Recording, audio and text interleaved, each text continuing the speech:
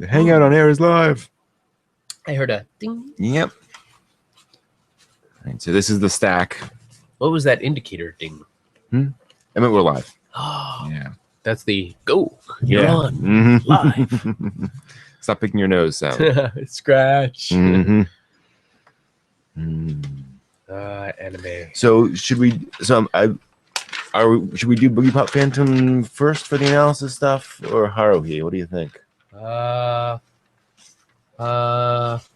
Well, we've been doing Haruhi first the whole time. True. Should we stay with that format? Who's the Yeah, that's a headliner good point. here? Oops. Dang it. Jeez.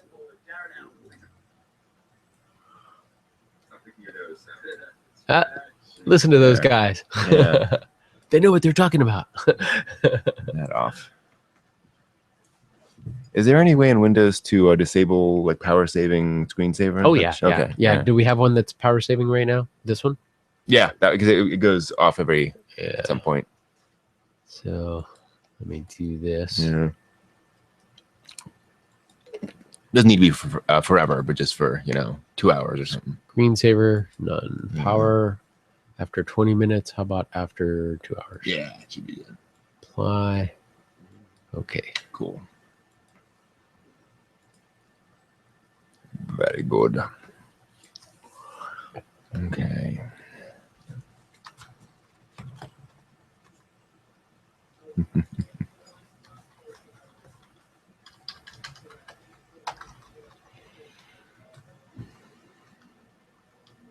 That's up. That's up. It's all good to go. Let me pull up the anime news just so it's queued up.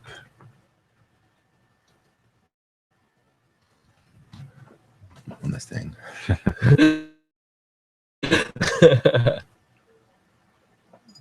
There we go. Don't need that at the moment though. Need to have that ready to go. My brother is talking so loudly.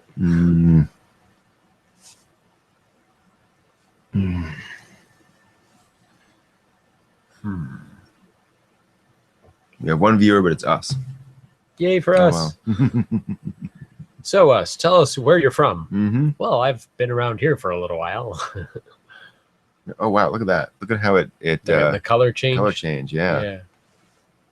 Huh. That's probably the right light adjustment. I don't think there was a control for that on the panel. Yeah. Oh well. So weird how that camera is only outputting in like 480p. Yeah, so there's something That's that we're odd. missing on that. Yeah. And I went through all the menu settings, and it should be putting out something. It keeps. Yeah. Yeah, I know. It's literally just flickering. Let's try, if we have some time tonight, let's try plugging the camera into this one just to see if there's any difference in how it imports. Do you have a FireWire import? Nope. Never mind Okay. then. And I know there's a FireWire adapter, but I would have to get one. So, never mind. Hey, Game Escape. Good to see you as always. We're just getting ready for the show. We have another minute or two before we're going to get talking about the end of Haruhi and the end of Boogiepop Phantom. Boogiepop Phantom. New updates. What? Of course. They must have Turn known off I auto have a white show. balance. There we go. There was a control for that. Hey. That's awfully red. That's a little better. I'm so blue. Save. Okay. Yeah, that's not going to hopefully bounce in and out. So how you been doing, Game Escape? What's new in your neck of the woods?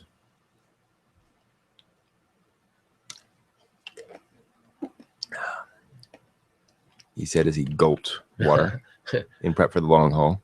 It's going to be a long episode, I think. What? Whoa. 1 second, guys. There. The quick mute. I feel like I was hearing from myself in the future or the past or How appropriate for the shows we're talking about. Time travel and the pain of growing. I have a feeling we're growing out of this facility. oh yeah, that too. Maybe time for it's definitely time for changes. Oh, where have you been traveling to? Game Escape. Travel is a lot of fun. Yeah. Love to travel.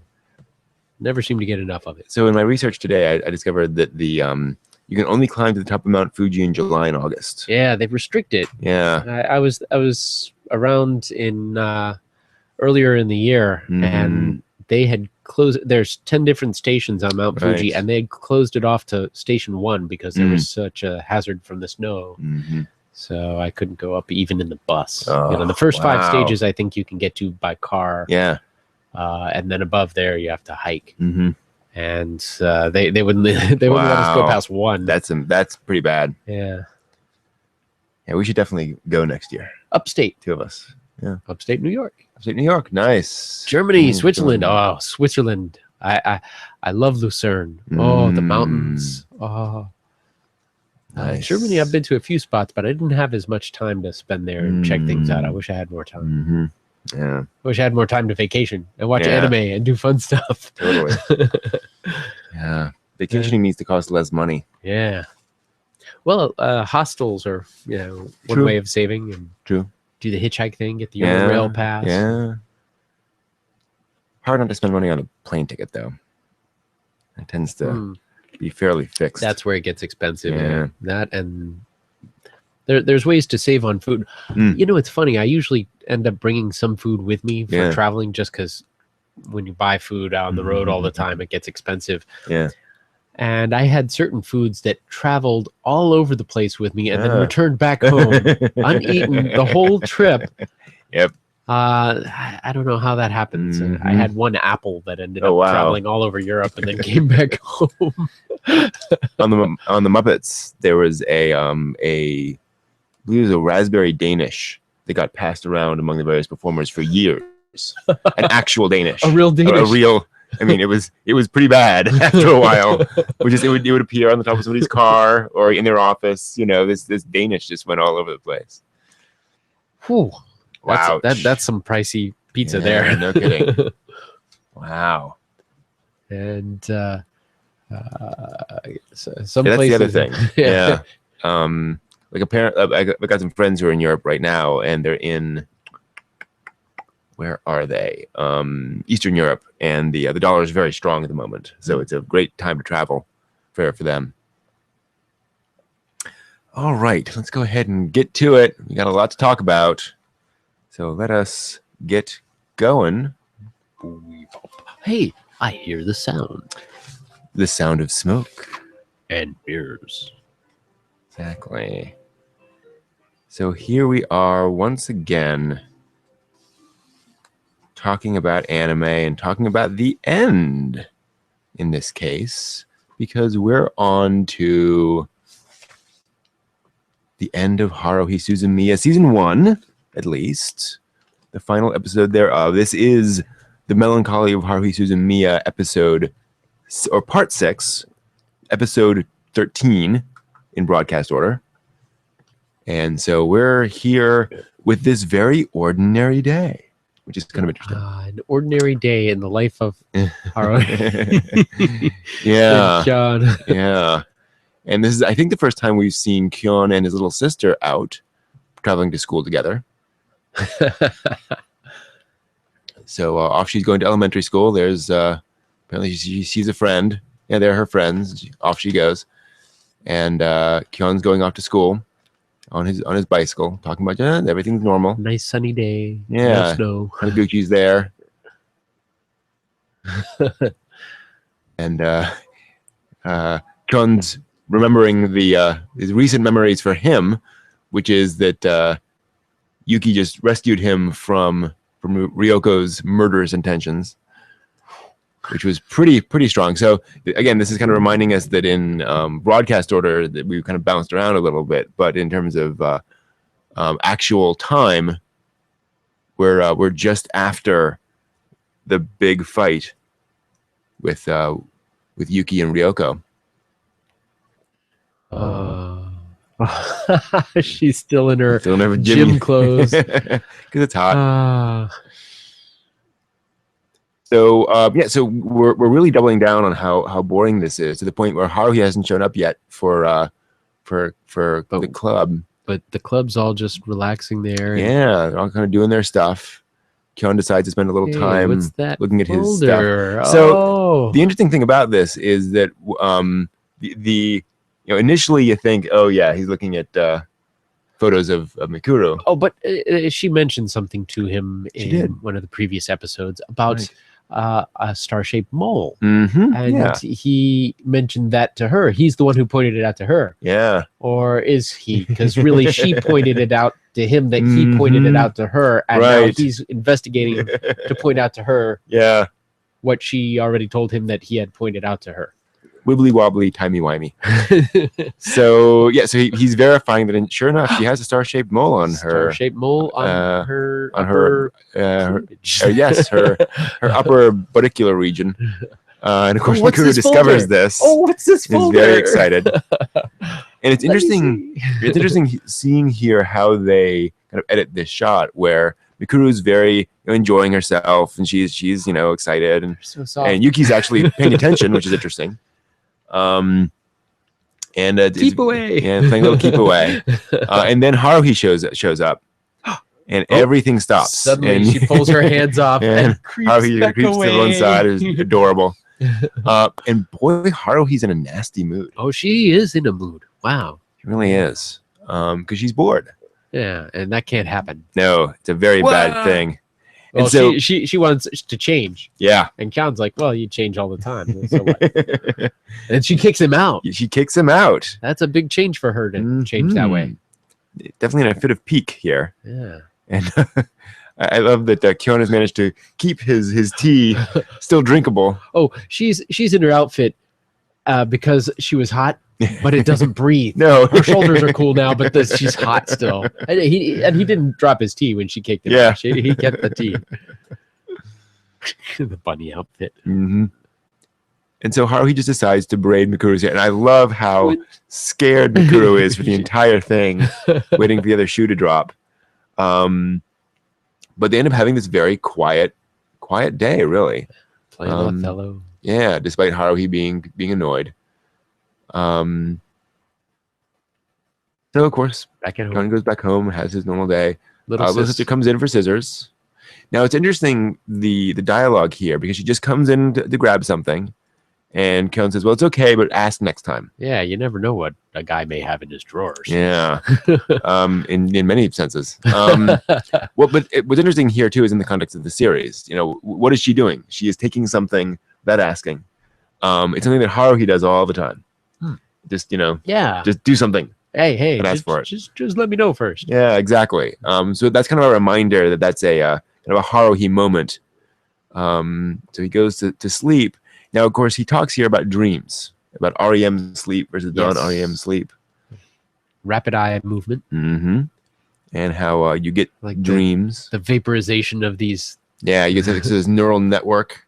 And you get these very interesting sound waves coming in and out as you hear Kyon and Haruhi talking back and forth. What? And she's telling him to wake up. Wake up? Where they're in... What do you mean wake up? Yeah. Where are we? Now, what's interesting here to us is that we remember this actual location from the previous episode. At the end of Live Alive, this is where Haruhi comes out to take a break from school. And she's outside and he talks to her. Yeah. But of course, chronologically, that hasn't happened yet.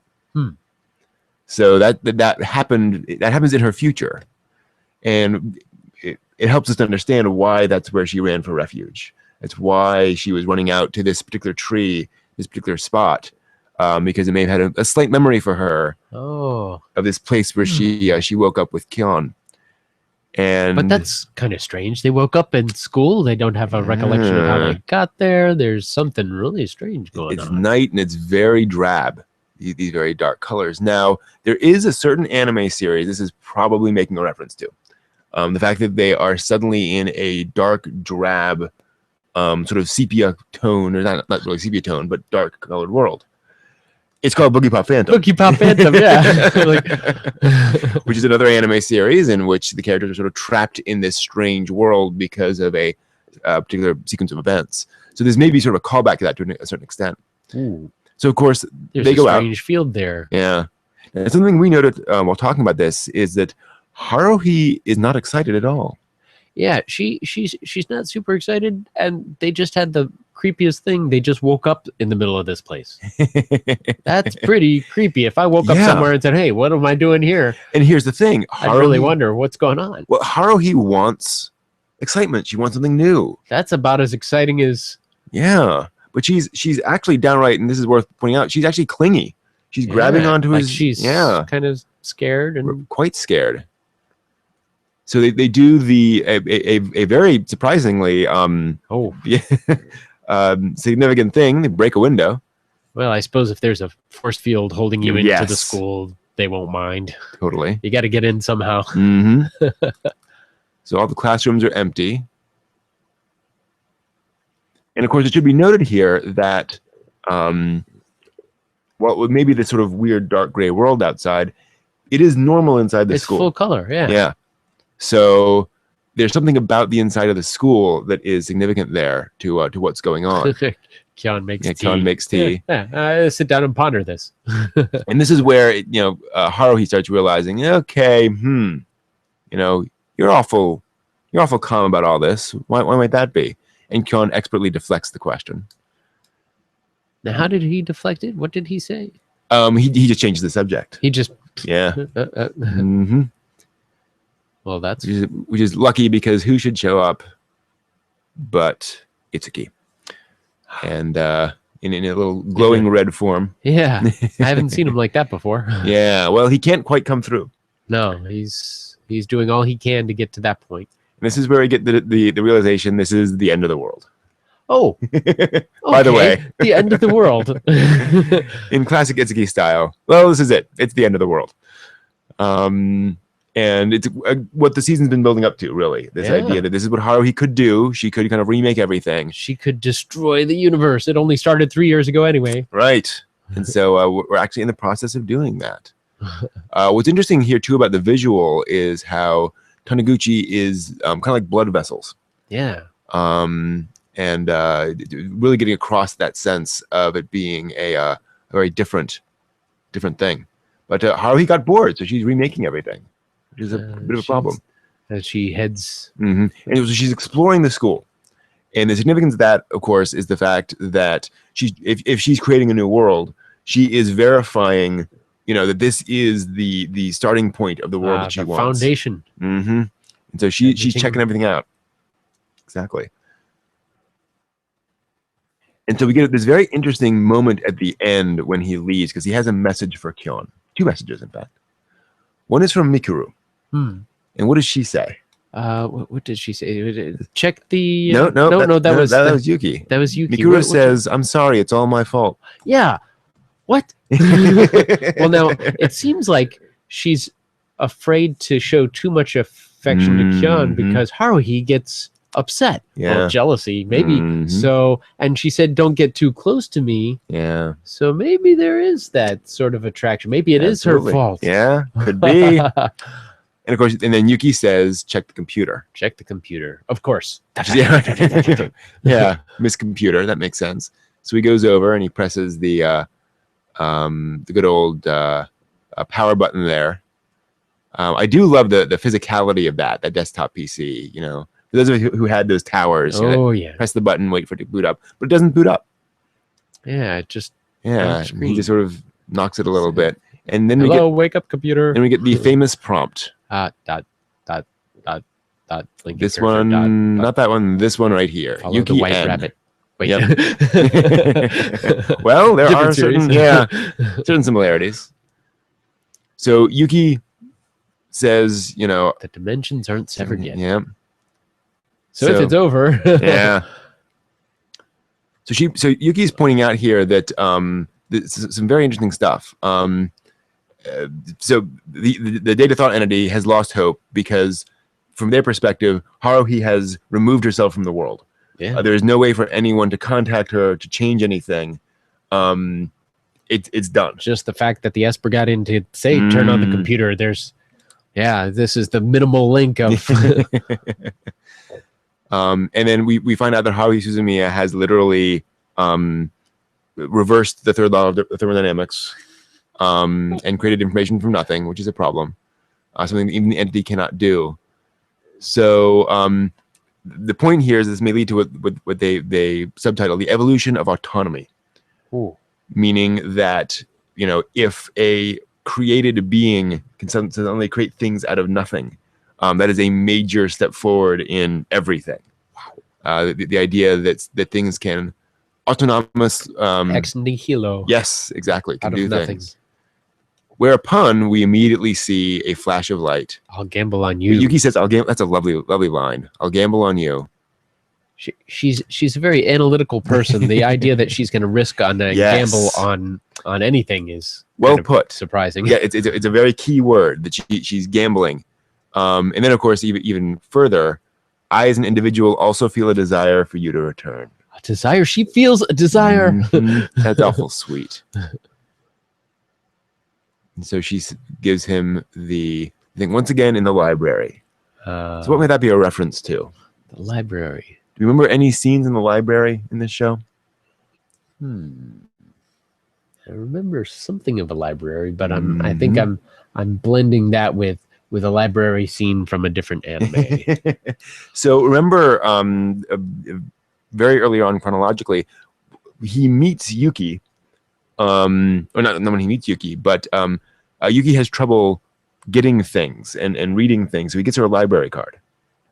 That's right. And because she doesn't really know how to do that, she doesn't really think to do that for herself.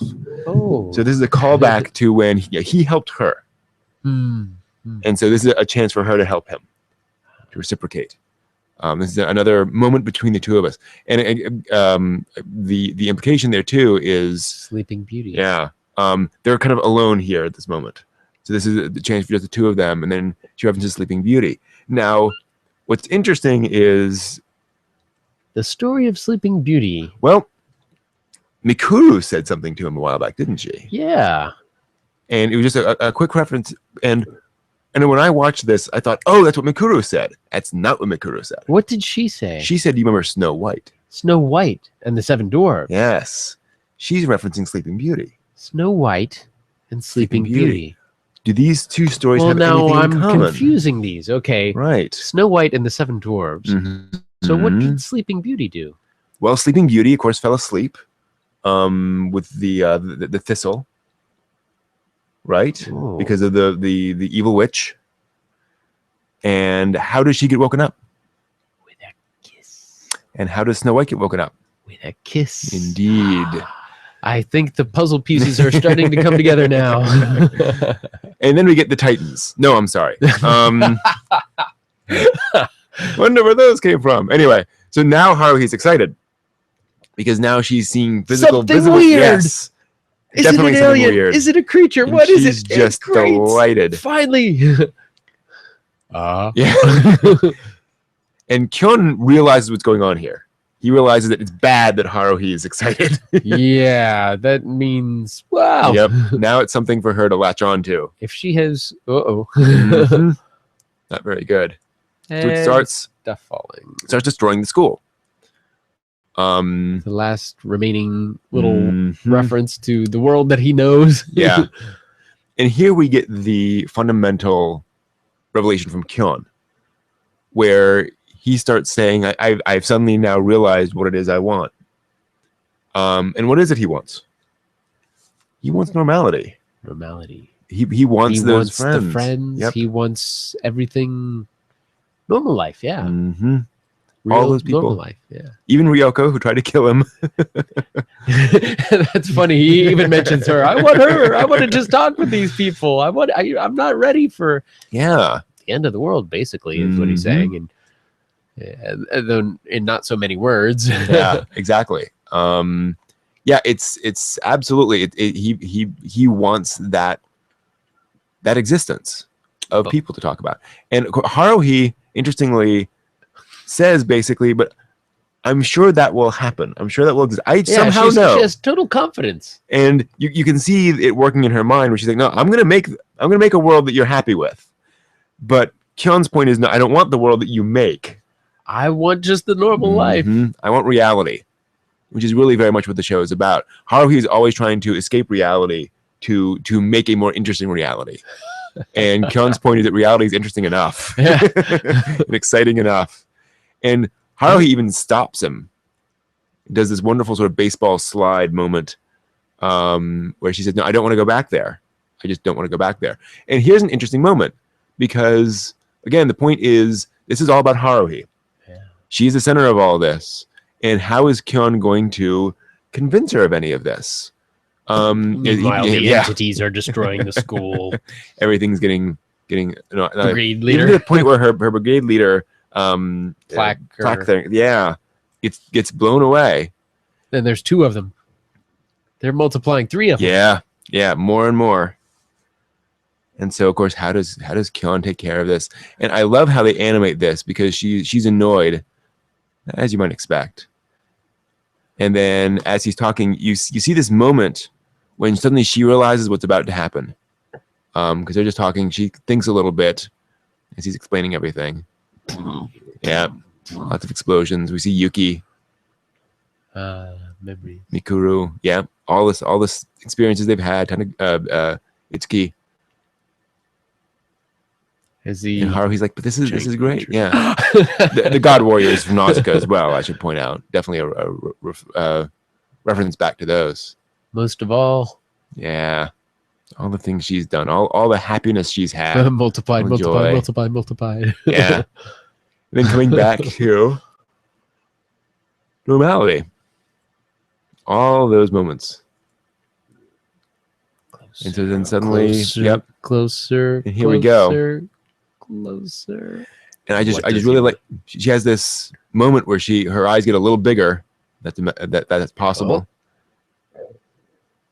And there it is. And then we come in and we get this lovely choral music. Kisu. Yep. And everything gets sucked away. What a kiss. Yeah, no kidding. Everything's exploding around them, and of course he falls out of bed. Wait a second. Yeah. It was only a dream. Oh, and of course he mentions I actually like you better in the ponytail, which is kind of cute. Oh, that's right. He says he liked her better in the ponytail. Yeah. And the significance of that is that he's being honest. Yeah. He's finally saying something to somebody else. Straightforward to her. I mean, the one thing Kyon always does is he tends to keep everything to himself. He has that inner monologue. Yeah. So he finally says something to her, and he shows up, and she's wearing a ponytail. Yeah. She's wearing her hair back up in the. And you'll notice how they play out this scene. He goes over, he sits down, and he very calmly starts chatting. The one thing he never seemed to do. He was never comfortable with Haruhi. He was never comfortable with hanging out with people, and now he's just chatting with her and kind of pulling her out a little bit, drawing her out. And that's where we leave. Oh, yeah. Yeah. Not quite, though. Because we get a little bit from the characters. A little bit more. Yeah. Oh. So everyone's kind of explaining what's going on. Itsuki's explaining how everything's back. Yeah. Of course, who knows? So he's conscious of the fact that he almost disappeared from the existence. Exactly. Of course, she's reading. Yeah. And there's a neat moment with Yuki where he asks her, how many others are there like you out there? Yeah. He said, okay. And are any more of them going to go rogue? And she says, don't worry about it. I'll protect you. Yeah. That's pretty awesome. And then Mikuru comes in. And of course, from her perspective, she doesn't know everything worked out. So she comes in and she hugs him and he says, hey, you have the star-shaped mole? Oh! She checks it out. Yep. And there's a wonderful little drawing here where she just star-shaped. Yeah, where she I'll see if I can pause it on here because it's wonderful. Where suddenly like her hair literally goes on end. See if you can get it here. Oh yeah. How the heck did you know? Let's grab the future. Where she starts kind of beating on him. And there's Haruhi. And she's back to normal. She's happy. Because she has a new costume for Mikuru. Kyon recuses himself. And we have the nurse this time, I think. Could have been. And so now he's waiting for the brigade leader. And again, here's the important thing. What is he doing? He got here early. He got here an hour early. Because the last person to get there buys lunch. Yep. And what's the significance of that? Well, he was always buying lunch for everybody, Yeah. even though he was not late. Mm-hmm. He was the last one there. Yeah. And even more than that, he's now acting. Yeah, he's now actually taking action in his life. An active role. Yeah, an active role to actually, you know. And now it's back on her. She can't take the lead on that. So she's a little. Yep. She walks across. And actually, even more significantly, note here how when she shows up, she actually checks for traffic. Yeah. Suddenly, she's not just charging relentlessly forward. You know, she's a little more centered, a little more focused on what's going on. She's still obviously a little peeved that she's not the first one there, but that's okay, because he's gonna sit down and talk with her and ask her what she's gonna do in the future, and they're gonna have a nice, normal conversation.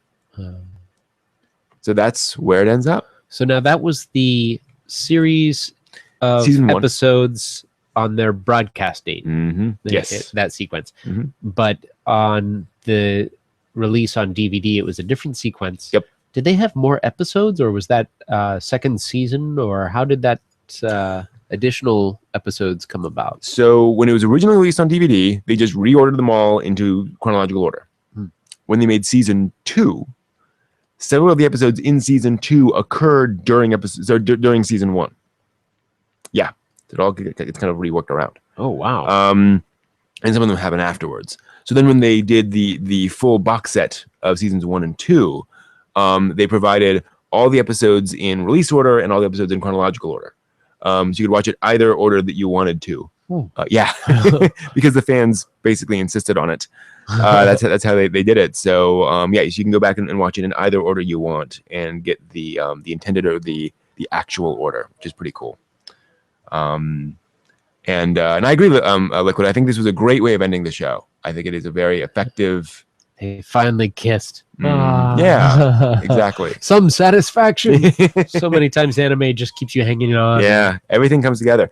And the thing is, in the season, the full season regular chronological order, which ends with Someday in the Rain, as you mentioned before, it's about the fact that everything is normal. They've kind of found their wah, and everything's relaxed. So it is a very quiet episode. It's not climactic, but that's kind of the point. Yeah, kind of like it here. Everything's back to normal. So that was Haruhi. Any final thoughts on Haruhi? How normal can it be when a girl has that kind of power? Good point. Yes. And of course, they have not adapted all of the light novels yet either. There's quite a bit more content out there for them to adapt at some point. Will we see some future possibly seasons? Yeah, and we should point out here that there are 2 seasons and a movie. There's also the movie The Disappearance of Haruhi Suzumiya that was made and released, and that's based on one of the books. And then there's also the current show, The Disappearance of Nagato Yuki-chan, which is a spin-off in which all the characters are normal. And they don't have any special powers, and it's more of like a shoujo comedy series. It's a lot of fun. It's kind of playing off the characters and their relationships and so forth. Kind of weird to see all the characters interacting, but definitely a fun show. So those are, I believe, all of. Oh, and then there were also, I should point out, there were a couple of super deformed short animations as well. So those were a lot of fun. Just complete comedies, little 5-minute shorts. So those are out there as well. There were quite a few of those too. So yeah, so Haruhi is definitely, there's a lot there. It's a fun show. A lot of quality animation. A lot of really thoughtful storytelling. Really, it's pretty impressive. Yeah. Let's move on. I definitely want to check that out at some point. So yeah. Boogiepop. All right. Boogiepop, the mind. So I was saying I was going to do this. While we're watching these, I write down my notes on cards. Evan uses a notepad there.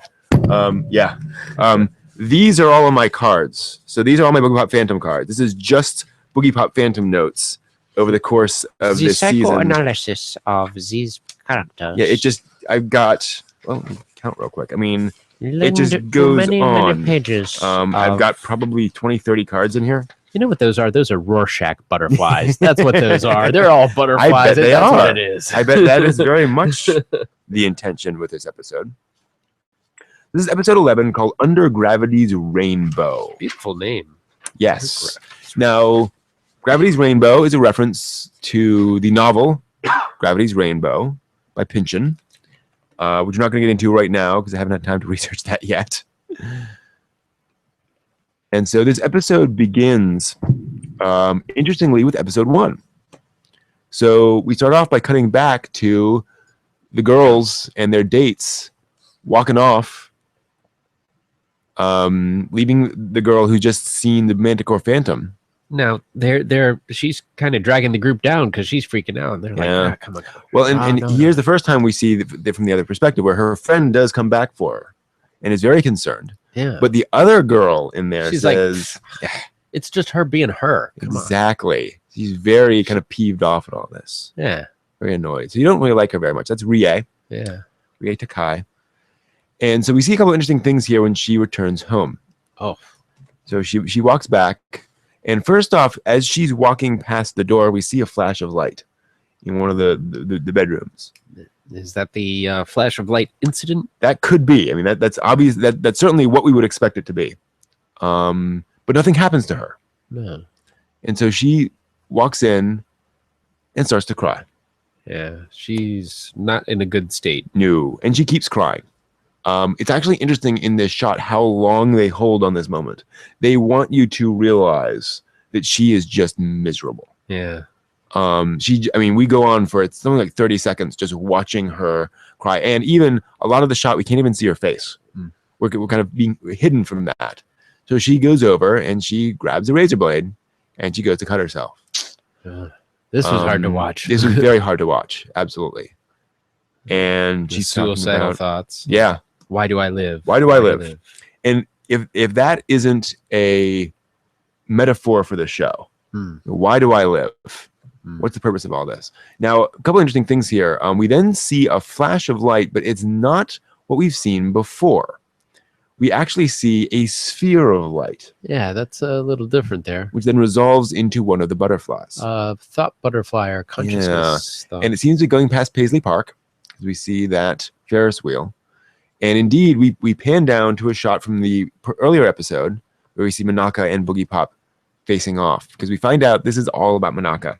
Yes. This episode. And if you thought that was hard to watch, just wait. So it starts off with somebody talking about how I was taken in by him. I loved him. He left. He left. And yeah.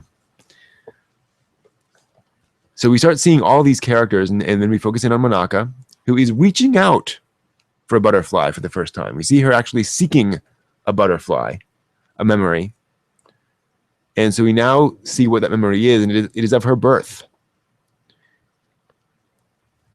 Remembering her grandmother and how she was labeled a devil baby. The devil's baby. And then this really tough scene, which we should point out, where the grandmother comes over and just whacks her. Oof. Because somebody could have seen her. Now she's very young. Yeah. But she has a body that's matured very quickly. Very quickly. Now, what's significant about here is that what we first see in this scene is she has the butterfly. And the grandmother runs over and closes the window and says, "What if somebody saw you?" Here's the thing. The grandmother can't see the butterflies. But she can. Right. So we've seen this before. So here's the thing. A difference in realities and perceptions there. So here's the question. What was the grandmother afraid of?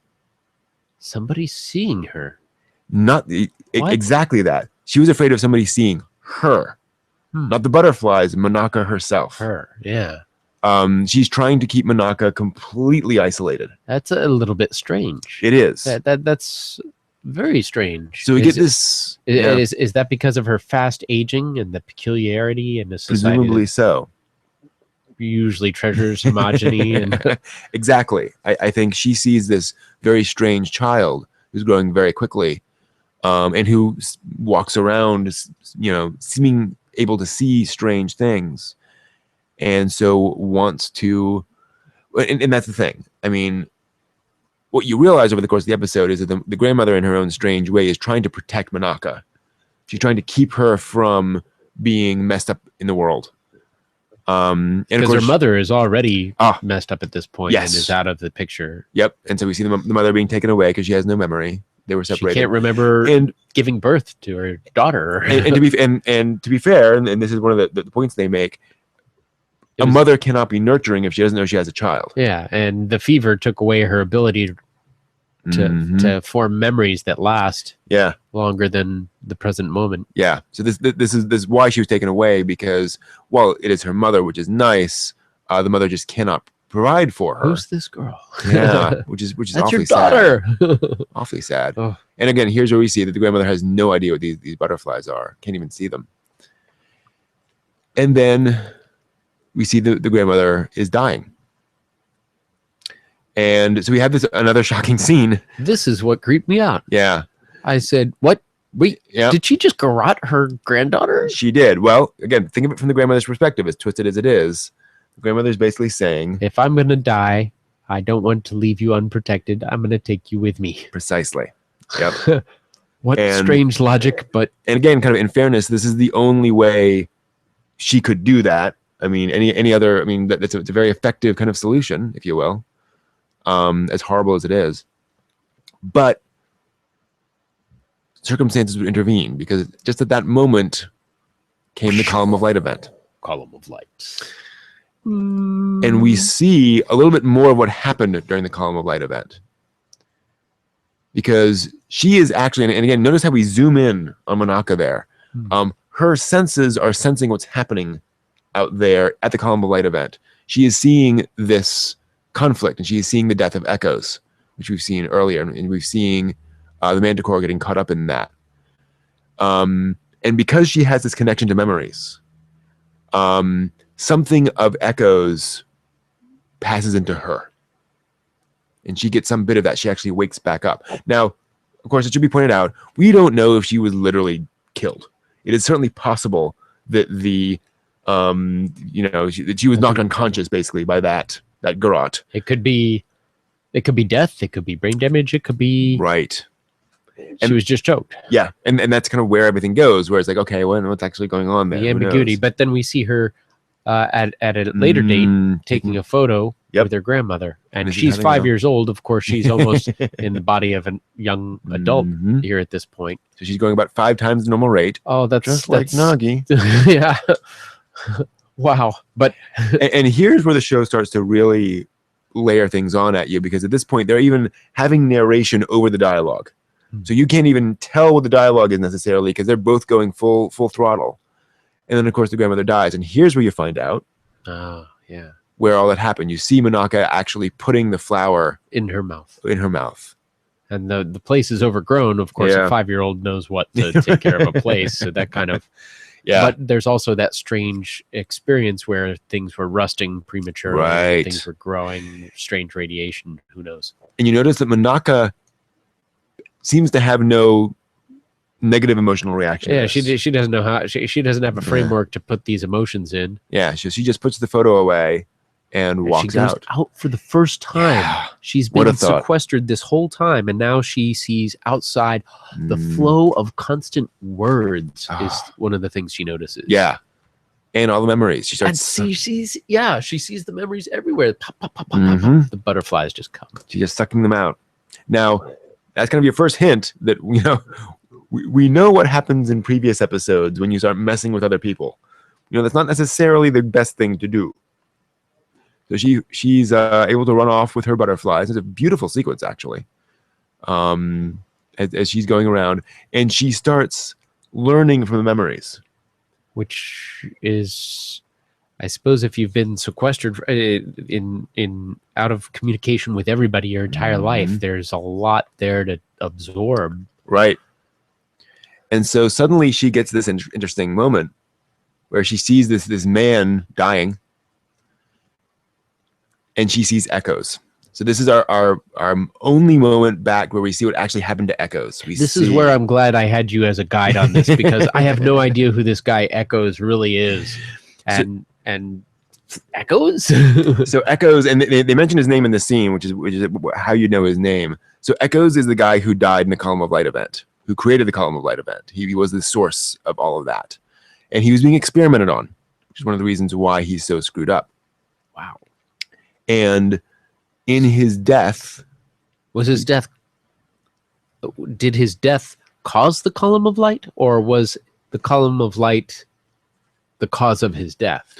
The Column of Light was a consequence of his death. A consequence? Yes. He was dying, and the Column of Light event occurred when he died. But there was also the Manticore who was somewhere around at that point. Yes, and got caught up in that. And so that outpouring of energy caused sort of a shadow of the Manticore to pop out, called the Manticore Phantom. And of course also the Boogiepop Phantom, because the Boogiepop was there as well. So we see Monaka there, and we see this interesting sort of moment where she is now kind of cursed with the same thing that happened to Echoes, because her life, if you will, was it's formed by these memories, and she has apparently picked up a butterfly from somebody. Yeah. And again, that's your hint that we're seeing kind of a memory here. But because the Column of Light event created this sort of life in her, gave her a new lease on life, she now, just like Echoes, is damaged by what happened to him. Echoes was named Echoes because he can only repeat things that have been told to him. And now she's absorbed this fragment of consciousness, this butterfly, and she engages in that behavior. Right. She echoes back to everybody. And here's one of the interesting things. Because Monaka is pulling in all of these butterflies, she has all this knowledge, massive amounts of knowledge, which is very dangerous. So it is almost like Echoes protects her by blocking her ability to pass that on to other people. She can only echo things back. So she's not going to get in trouble. Imagine what happened if this random girl starts walking up to people and spouting, all that information to her. So if she looks like this, if she talks like that, if she talks just with echoes, it's fine. But to be able to pick up all those fragments of memories and consciousness, she can also send out those butterflies, as we've seen in previous episodes. She'll have a butterfly and somebody will get hit with one, and all they'll have the memory. And and here's where we see a little bit more detail on something that happened before. We see the scene where Monaka is there, and the boy and the girl who could disassemble things show up. And now we see specifically that Poom Poom is created very deliberately by Monaka. We see her sifting through his memory for that memory of him in that play. And we see her finding that and literally pulling Poom Poom out of him. And so he runs off, the sister runs off after him, because Poom Poom is the voice of Monaka. He is the one who can actually interact with other people in a way that she can't. And we see that she created him in the previous episode. And so here's where we see that the literal creation of that. And now we see why Poom Poom was such a problem. Why Poom Poom wasn't just childhood memories kind of run amok. This was Monaka literally trying to interact with the world through this and kind of get around that limitation she had. And the point is, that's bad.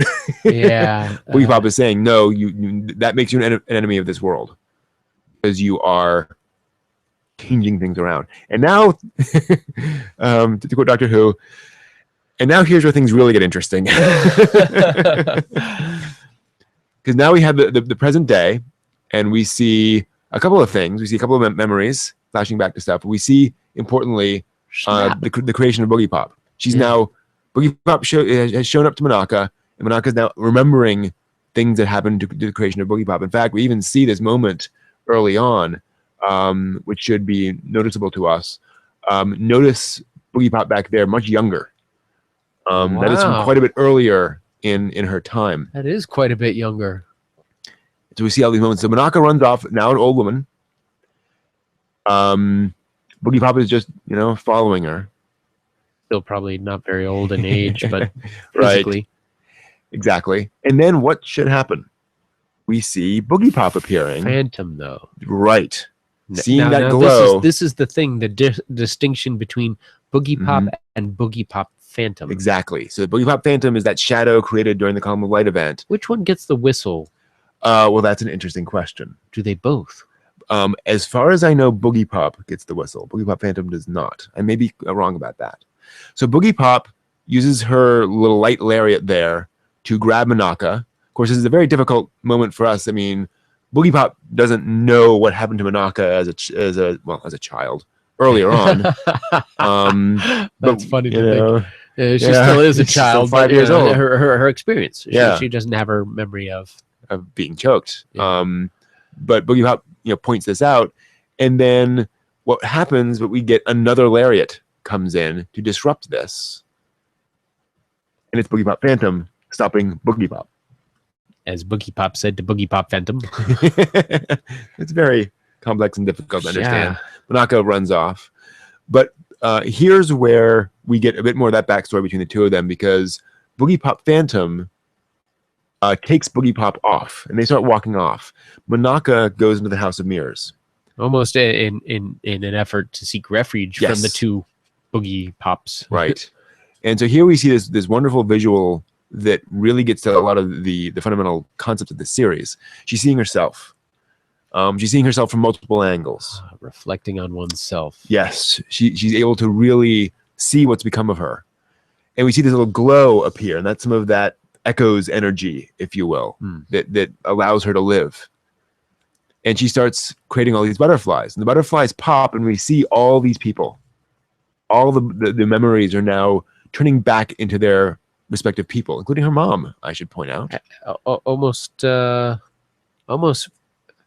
fantastically. And at this point, do we not see phantoms of people who have died? We do. So these bits of consciousness have almost. I mean, they themselves are phantoms in and of itself. It is, absolutely. It should also be pointed out here too that I didn't notice the first time on. Note that Manaka is talking. Yeah, she says to Boogiepop. She's finally got her awareness. She's not just parroting back. Yeah. So the residual effect of the Echo's consciousness is gone to a degree where she can at least interact and not just mirror back. And what's interesting is the first words out of her mouth are you here to kill me? I don't want to die. She has that self-preservation, which she didn't have at the beginning of the episode. No. So she's starting to come into this realization that she wants to continue to exist.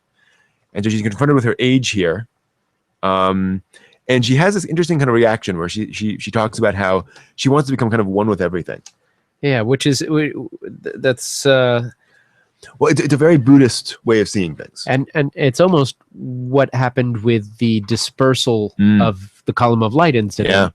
All this energy was radiated and permeated the city, and the beings that were originally there were dispersed to a point where they're only phantoms now, and so her non-existence, yet still having existence in a dispersed format, is not necessarily a form of death. It feels very Buddhist in the it does really concept. And so she's really struggling with this idea of what does death mean for someone who's already dead? Really interesting question. And so now we see Boogiepop Phantom showing Boogiepop. Oh, we see the cocoon. The cocoon. And there we see in the cocoon some familiar faces. These are the various characters that Boogiepop Phantom has rescued over the course of this. And now we understand her agenda. Rescued? Well, in very precisely. Boogiepop Phantom explains that Manaka and the others have been granted abilities. Abilities that will eventually come to the human race, but that are not accepted yet. No. Nobody realizes and understands them. So she is preserving them in stasis, in stasis, allowing them to live, to still be alive, so they can come back at some future date when they will be accepted. Is that the same sort of advancement that Manaka had? Apparently, yes. But she was an enemy because she was too far. Well, she was an enemy because she was using that in the world. At that stage. The world was not ready for this, and it was therefore an enemy. Yes, she was changing the world. That makes sense. Badly. So yeah, so and Boogiepop Phantom's point is that Monaka is so weak now that she is no longer a threat. She should be put in stasis, more like these people. Problem is she can't be because she's kind of dead. Last episode, didn't she fall from a very high point? Yes, she did. Well, and that again was one of the hints that the show was providing, is that how did she survive that fall? Because she's already dead. She's already. Yeah. So Monaka is now left alone, significantly, and her light is filling that. And then who should walk into there? This man that we're kind of curious who this is. It's Echoes. That's the man we saw laying down. That's the man we saw being tested. Oh, whoa. Yeah. And we have another flash of light, but significantly, it's a sphere of light. Yeah. Not a column. No column this time. This is Monaka releasing all of her memories. Oh, and she has been collecting them. She sure has, for weeks and weeks. It is a butterfly invasion. Beware, everybody. Here come the butterflies. And so something very interesting happens here, which is something we've been saying for a long time on this show. But these fly out, and what should we happen to cut back to but Rie coming back home? And who should she see but herself, about to cut herself? Oh. And we realize these aren't purely, well, they are memories of reality. These are people experiencing the memories of what they were about to do, if you will. And so she comes home and realizes this is what was going to happen to me. People are seeing these memories of things that happened to them. We see that what's happening to the police. And how better to experience a memory than the phantom of the experience? Yes. Because otherwise it would be a reality. Exactly. And so the phantom of the experience is the memory of the sort of a second plane overlapping the current plane. It's very... Exactly. And so Rie says, quite significantly, this time I stopped myself. She stopped herself from killing herself. Yes. This time? This time. And so how many times did she? Well, and that gets back. I mean, it's a very common thing among those who are suffering from depression and especially suicidal depression, is that often they're stopped by external things. Somebody else has picked up on the signals, or I mean, often factors. It's literally just there's a sound from another room. Those little things can be enough. Just enough. But this time, no. This time it was her. It was herself. Very intentionally stopping herself, seeing what was happening, and then Monaka shows up to her mom in her hospital room. Lovely little moment here. Oh, this was great. This gave me warm fuzzies. Exactly. As sad as it is. So it's sad, but it gives closure. It does. She says, "Mom," she says she thanks her for being born. I'm glad I was born. Mom actually recognizes her. Yeah. Mom finally recognizes daughter. And she starts to cry. A little subtle thing there. You can see the tears coming down the mother's cheeks as she realizes she has a daughter. And but sadly, it doesn't last. The energy is dissipating. Monaka is literally, killing herself in the sense that she is releasing all that energy that kept her alive. And her phantom is now losing energy as it's dispersed itself. And the mother's experience is now... Well, that's the thing. Fading away almost with the phantom. Right. These aren't permanent memories. They will fade. In fact, I think the nurse comes in the next day and she doesn't remember. Yeah. Well, but what's interesting here is she wrote it down. Well, she wrote it down, but something else interesting here. The floor is littered with the cards. Yeah, it's like, what happened here? Now the mother doesn't remember it. She's not remembering it. She remembers that Monaka was the name she wanted to give to her daughter. Yeah, which is good, but it's significant that last night she tore up all her cards. Yeah. She may need them now, but at one point she was back in her right mind. It's very much like the end of Lane, where the fact that there was at least one moment where she remembered means that it's there somewhere. And then the rainbow. And now we get the two characters from earlier on. Ooh. Walking along. It's actually got some color to it. Yeah, exactly. It's a little brighter. And there's a rainbow. And a rainbow. Yeah. This is very not like this series. I'm feeling uncomfortable. Where's the dark muted colors, the sepia tones? Yeah. and it's a very significant thing that the electromagnetic forces down. And they have this interesting line in here where they're talking back and forth. And one of the girls is saying, let's go do this thing. And she says, there's always something fun to do. And I think that's a big reflection back on the themes of the episode. Yeah. You know, it's never hopeless. There's always something to do. There's always something to do. Yep. Now we go over, and the next episode thing here, interestingly, is a clip show of previous episodes. So we don't know what we're going to get in the next episode. In our final episode here, what was this? A Requiem. Yes. Appropriate for exactly. We start with this shot of a room, and unless you're sort of familiar with things, it would be hard pressed for you to tell that it's a hotel room. That is what it is. All those buttons kind of make it less like a real phone. Yep. More like a service phone. Yep. And so we took a little bit of looking though, because I'm thinking, I don't see a lot of personal things. Exactly. No personalization. That's the thing. You know, two beds and there with a big window. Who gets a call waking them up in the morning? Right. That's the sign. That's what got me. Is okay. Now a couple of things. Otherwise, it's like, who's calling at this hour? Why are you waking me up? Now, and of course, similar to that is, what is a phone? It's an electronic device. So somebody's getting a message from outside. We don't hear what it is. So again, that's kind of our hint that okay, we're still in the ideas of this. And of course, she has a sort of a yukata there that she's wearing, and then she opens the curtain, and holy guacamole, what's going on? Beautiful, bright, colorful day. Sun is shining. Birds are chirping. What's going on? If you've been watching this show, are we on the same anime? Exactly. What the heck's going on? And she turns and says, "It's time to get up, Toka." Toka, what are you doing in the bed next to this person here? She's all mussed up, having a difficult time getting awake. Toka, the one with the completely normal life. Kazuka is her friend there. Yeah. Yes. And so they're having this time in Tokyo. They're about to go for their college entrance exams. So they're seniors, and they're heading out, and they say it's time to kick some ass. Now, here's the thing about that thing. Of course, now, I actually should mention a few things here.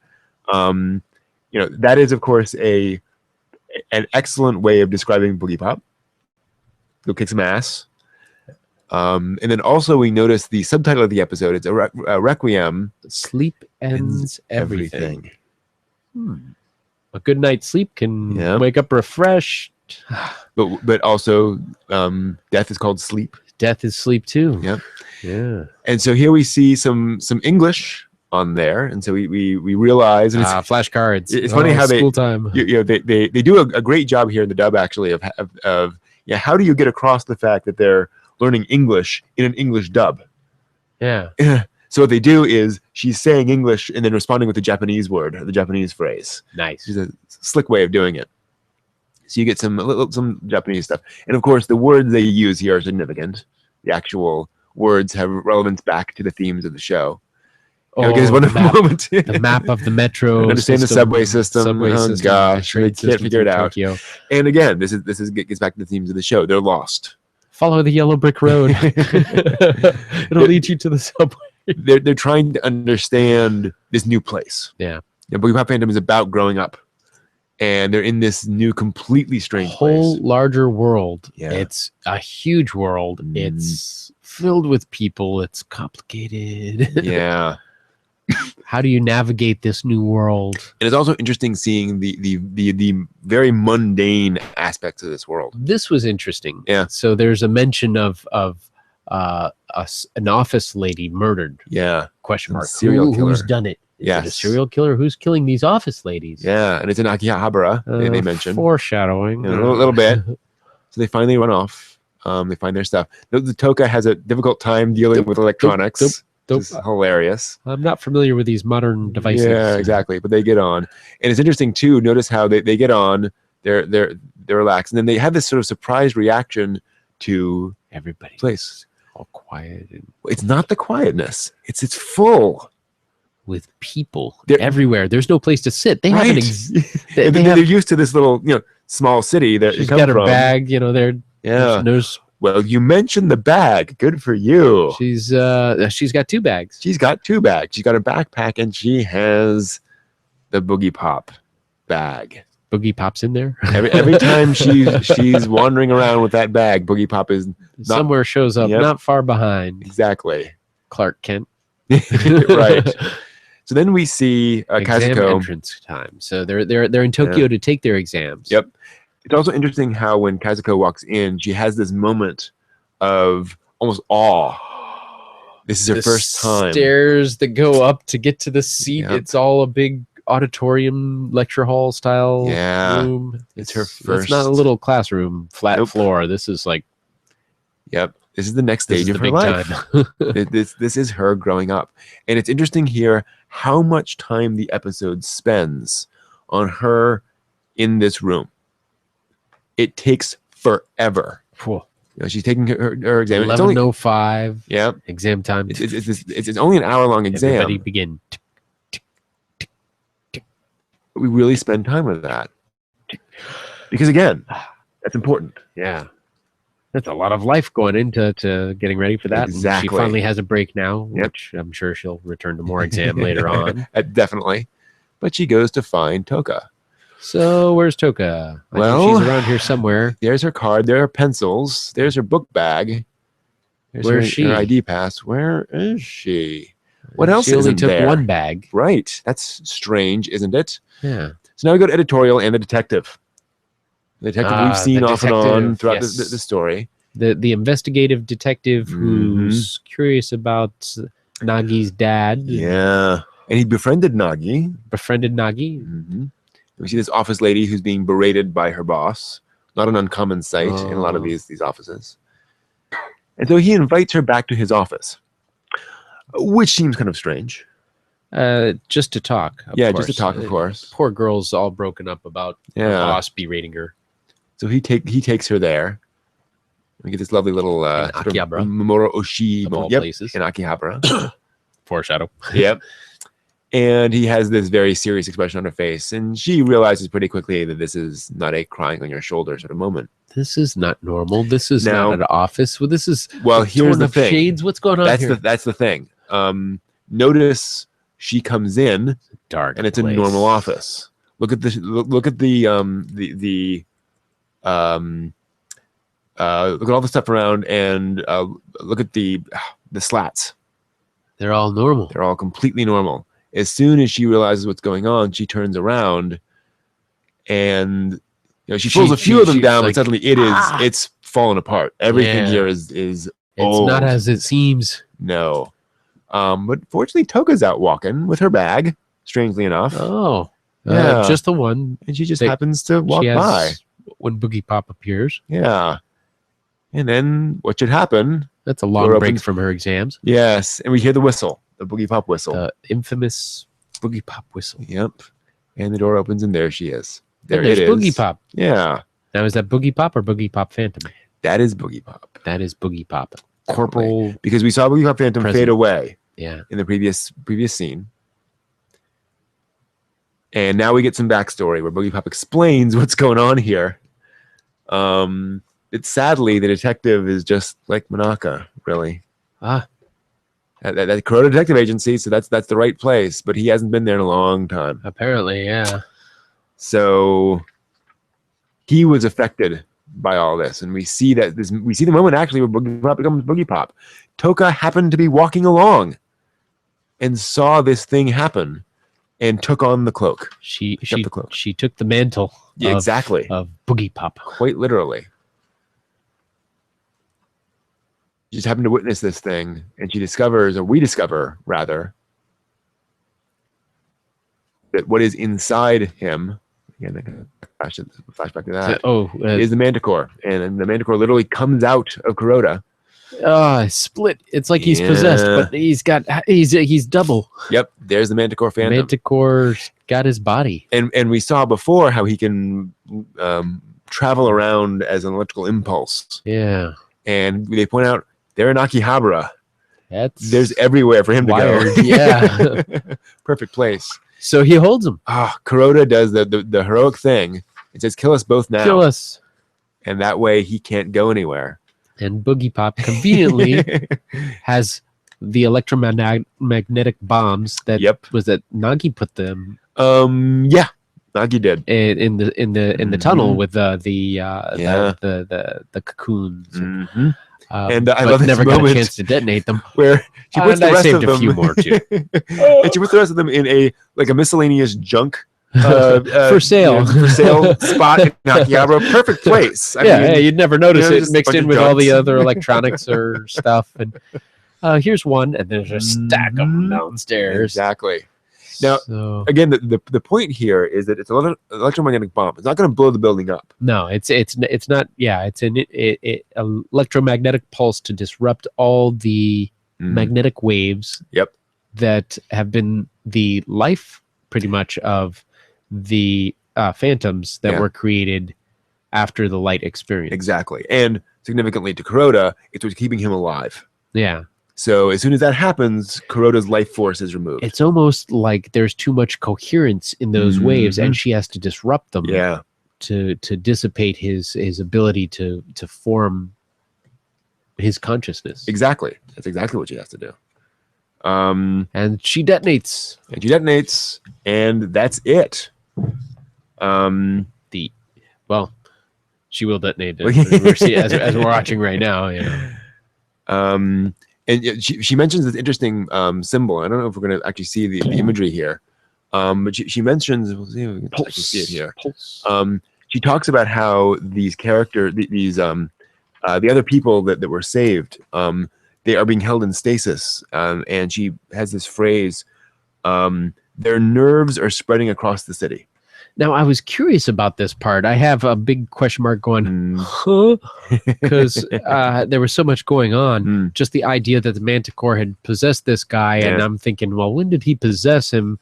How did he get a hold of him? Was Nagi aware that when Nagi was around, was he Manticore at that point? But the fact that he's gotten to this point, I was distracted with all the, Toka or Boogiepop actually harvested all these electromagnetic pulses, and then Boogiepop started explaining stuff, and I was completely lost at that point.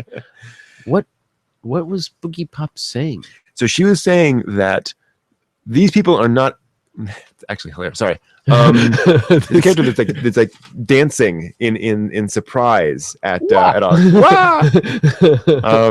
uncharacteristically sort of fun animation there for the show. So her point is that the people saved, they're still alive in a fundamental sense. They're in stasis, but their minds are still there, and they're she saved them, and I turned to you and said, "Saved them? Save them." Well, they're in that cocoon. So those are the ones that she saved. She put them. She's like a spider. Yes. She put them in that. Yeah.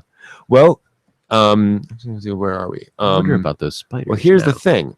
In the opening credit sequence, there's this interesting little moment. You can see it. I don't know. Let's see what we can find here. You can go all the way back to this opening credit sequence that we've seen 12 times now. And we're seeing all this stuff about the city, about all these things happening, all these characters walking around, subway systems, etc. And these little moments. But there's this interesting little bit of animation in here that they've been hinting at the whole time to kind of give you an idea of what's going on. And here are our characters, of course, and various girls going back and forth. Lovely jazz theme, and we should point out the opening credit sequence of this. Very catchy. Yeah, it's a really cool jazz sequence. The clock symbolizing time passing. Nagi and her awesome motorcycle rather. And her wonderful hair. Wonderful hair flying all over the place. Rather strange hairstyle there. And I think it's at this point somewhere. And there are the butterflies. Oh yeah, there's Kuroda, there's the detective, and we now find his. So, and to your previous point, the Column of Light event happened 1 month previous. So Nagi knew him well before that. So they had a very normal relationship there. But yeah, in this at some point, and I'm there we go. Oh, so we've seen nerves spreading across the city for every episode, and that's what's been happening. Is that those characters are now able to experience, are able to spread themselves around in ways they couldn't before. And yeah, so sadly, Kuroda fades away, and the office lady wakes back up. And Boogie, we have this really funny moment actually. Boogiepop says, "I feel sorry for Toka because I realize I'm now late for a test." And at this point, I was thinking, does Toka even realize? Well, she doesn't appear to. She doesn't appear to. So it's almost like Boogiepop's possessed her. Yes, very much so. Quite explicitly. And so Toka comes out now. There's this interesting talk back and forth between the two of them. The size of the city almost swallows you up. Yeah, I love this scene because again, it gets to the fact that they're now facing their future. The fact that now they're going to have to go somewhere. So Toka buys a theremin.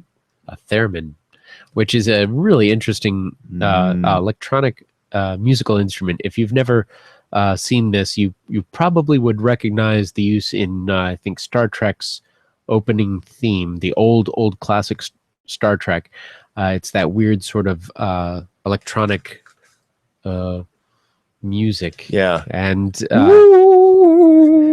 it's all played with two different electrodes, and you put your hand in the air in between them, and changing the electromagnetic field with your hand plays it. Indeed. Funny that of all the instruments she could choose, it's the one that is played by disrupting electromagnetic fields. Electromagnetic fields. Wouldn't you know it? Yeah. and again, gosh, the show is so deliberate. If you know what that is, you immediately key into, oh, that's interesting. Ah, a theremin. Yeah. So, what a strange. Okay, everybody's getting piano, bass, flute, guitar. I want a theremin. So again, there's that lovely scene where they're talking about how the city seems to swallow you up, and gets back to some of the themes of the show. That most of the characters in this show feel like they've been swallowed up by something else.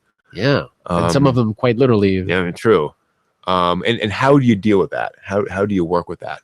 And they're working with that by addressing it head on, by finding an appropriate, mature, evading by ignoring or trying to bury the whole thing. They're dealing with it. Yeah, very directly. And so now you have this back and forth between Toka and Kazuko. Excuse me. Kazuko runs back to her room. Now, a couple interesting things here. She seems to have an apartment now, and she's opening up a thing. Now, we wouldn't know what this is necessarily. That is the results of her exams that she has in her thing. So she gets it, and she opens it up, and she squeezes a little bit. Yes, and she calls. I take it she got the results she wanted. Apparently, and she calls and she says, "How'd you do?" Oh, thank you. And you realize Toka didn't do so well. Maybe because she was out wandering. She was out, and again, setting off electromagnetic. Right, and that's the thing. Maybe that was the price. Yeah, maybe that was set, and unwittingly, maybe she was kind of, her future is screwed. Yeah, because she was chosen as Boogiepop. Yeah, no kidding. And so here's the graduation ceremony. We see Nagi and Toka and her all there, and they're all heading off and taking photographs. Yep. We're never gonna see each other again. Yeah, and Kazuko tries to get Nagi. Remember they had a scene earlier before. So they've talked before. They have. They are. Up on the roof, I believe. Up on the roof, about the book, her father's book, and exactly, and some of those concepts. So they know each other. Come on, take a photo. And everyone's kind of like, no, Nagi. What a photo. Do we have to? And so we get this lovely little moment between the two of them. And then we finally get the moment between all three of them. When Toka shows up as well. And So she's got her finally both have bags. Yeah, exactly. She never goes anywhere without it. Uh-huh. And so they start talking. Now, the English director of this says he believes that the positioning of these characters is very deliberate here. We were talking about this earlier, how you have Nagi and Toka on either side of Kazuko. Kazuko, the normal human, and the two kind of defenders on either side of her, trying to protect her, each in their own way. Nagi doesn't know everything that's going on, but she is damn well determined to find out and to keep people protected. Whereas Toka is secretly Boogiepop, and in fact, there's the duffel bag next to her. And even to that point, notice that Toka and Nagi are pointing in opposite directions. Opposite ways. Yep. But of course, Kazuko is pointing in the same direction as Toka. Yeah. They're the friends. And it's interesting kind of the commentary that has on the fact that, you know, Nagi, the price Nagi has to pay is a certain amount of loneliness. I mean, she did have this growth hormone, which has definitely changed her life. But because saved her from now she was injected by who? She was injected by Kuroda, the detective. The detective. Yes. He injected her. Well, he was the guy who jumped out the window. He was. Yes. In that episode, when we saw her getting the injection, that for some reason the nurse or doctor who came in and saw the injection on the floor didn't do anything about. Here's the thing. What Kuroda doesn't realize, or didn't realize, is that he is a split personality. Or he was a split personality of this reporter who was working for the organization, the one that has all these monsters, the one they're talking about. The reporter had this detective personality. In fact, Boogiepop says at one point, it's not uncommon for detectives to have split personality. This reporter wanted this detective puzzle life. Just is continually unfolding. And so the reporter was the one who injected Nagi. Now it's starting to make sense because I'm remembering back. Okay, he's a reporter. He's a detective. He's a reporter. He's a detective. Exactly. Wait a second. Which is he? An investigative reporter? Right. And he physically showed the when the Manticore came out of him, he showed as two personalities there, and that's wow. So so you've got these folks here who are definitely trying to keep everything. Keep reality going, and then what happens? We hear a song. Oh, we cut back to the hospital. Oh, that's right. When we see Monaka's mother. Mom hears the theremin music. Yep. And she's holding the note that says, Monaka came to see me. And I started hearing the theremin music. Because what's happening? Well, the theremin was put in one of the tunnels with the cocoons. Yep. And apparently it is being activated. Yeah. Something is going through the magnetic fields there. And who knows whether it's phantom or real or what, but it is definitely changing the electromagnetic field in an echo chamber that is probably wafting all over the place. Yeah, and folks can hear it. Now, there's this moment that we debated about. Ah, yes. Because Nagi says to Toka, what was the exact line? Now, earlier I was thinking, does Toka realize that Boogiepop is possessing her? Right. And then Nagi comes and says, say hello to her for me. And so Toka turns around. She turns around, looks at some of the other girls. And then she turns back and sort of nods like she knows what she's talking about. Right. But wait.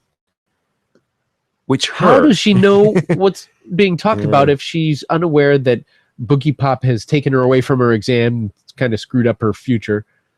And you said, well, maybe she doesn't. Maybe that's... And then when we listen to it again, we notice the Boogiepop whistle come about right around that time. And so almost like she turns, looks at the girl, thinking that Nagi's referring to the girl that she's looking at. Yep. When she turns back, it's like the eyes of Boogiepop and the whistle, and Boogiepop saying, yep, okay. Yep. And off she goes. And off they go. Because now everything's back to normal. But, of course, we can't just end there. I wonder if she got into a good school. Yeah, I know. She It was seems that to exam. have. It was that one exam. Yeah. But she talks about memory, and she says, I feel like I've lost something special. Hmm. And it's interesting how the show, it's about protecting, it's about maturity, it's about growing up. And that does mean you lose something. Hmm. You do lose your childhood. In order to progress, you have to leave something behind. Yeah, you're To putting move forward. Exactly. Your maturity is a matter of sifting through that which is appropriate, not appropriate, and leaving the inappropriate What to stuff keep, behind. what to leave. Right. Take poom poom story, leave poom pooms. Yeah, exactly. And it's significant that the final shot is this beautiful image of the city, which was otherwise overcast with this strange glow. Right. Because again, importantly, we're back in their home city. We're not in Tokyo anymore. So this is definitely their city. And I mean, partly I think this is a reference to Whisper of the Heart, but that's a whole nother question. But the scale of it, the size of it, how do you live in that? Wow. How do you survive? And you survive by adaptation, by maturing. This whole show has been about people with these immature views on reality, that you either ignore it, or you rise above it, or you find ways to control it. Make your own reality. Yeah, exactly. Or just kind of live in a childlike, euphoria all the time. And their point is that the city will crush you. It will eat you alive, quite literally. Yeah. If you try to do that. That you have to face it. And what's interesting is you have to face it not in the sense of picking up a sword and fighting things. You face it by being very mature and just doing very ordinary, simple day-by-day stuff. Growing into it gradually. It's very significant that Toka doesn't have a transformation sequence. Yeah. Toka does not do anything heroic. Toka has a completely ordinary life. Normal. Aside from carrying a bag everywhere. Well, yes, exactly. And then I do that. So yeah, true. And that's the point. They're maybe I'm Boogie. But they would have kind of destroyed their message or done a problem with their message if Toka had some heroism to her. Yeah. If there was some aspect of her being a magical transforming girl, it would have or whatever. been her personal volition of some sort, right? And that would have completely made it a different story. And even further, if she was, if there was anything that she was doing that had a sort of power to it, then that would have implied that in order to do all this, you have to be special. You have to have special powers. You have to, fight the world. But Toka does very normal things. Her ignorance of the whole situation is kind of reassuring. Yes, exactly. Right. She acts like a normal person. Mm-hmm. And she's the one who wins, if you will. She has normal life. She has friends. She has someone to go to Tokyo with her when she has to take her exams. It's a very comforting life.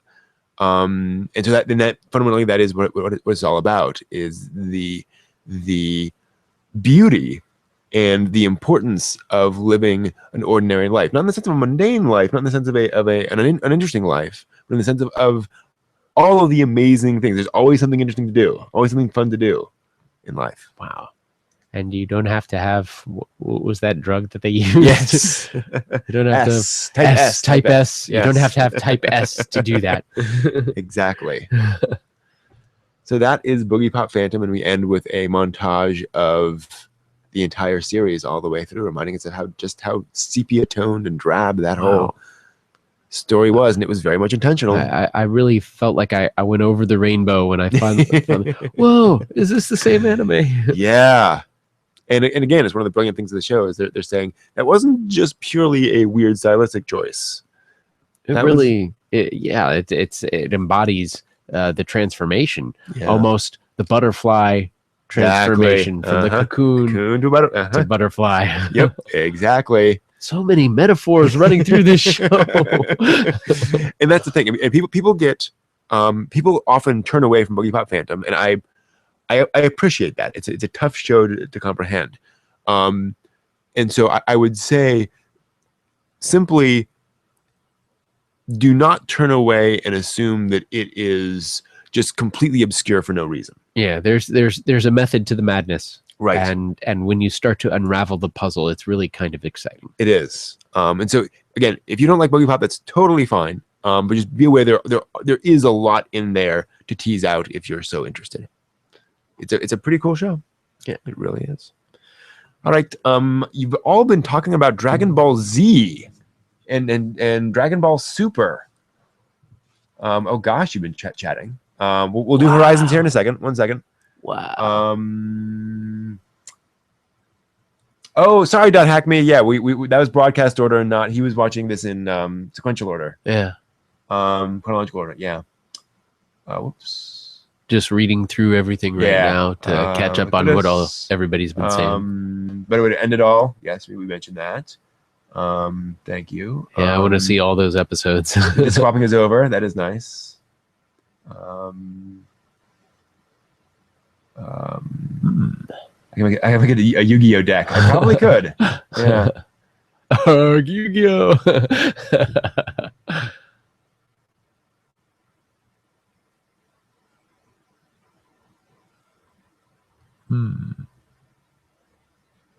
Yeah, card games are big, especially with things like selector affected Y cross. Wow. Now they have was it Wide Cruz, the card game where everything, like any anime, can be part of the card game. It's crazy. Yeah, they've done this whole collectible card game thing where you they just put anime characters on it. And you can license any anime character and put it on there. Almost just want to get the cards for my favorite characters. Yeah. Yu-Gi-Oh. Yeah, I mentioned I've been watching Dragon Ball Super, and it's weird. It is fan fiction.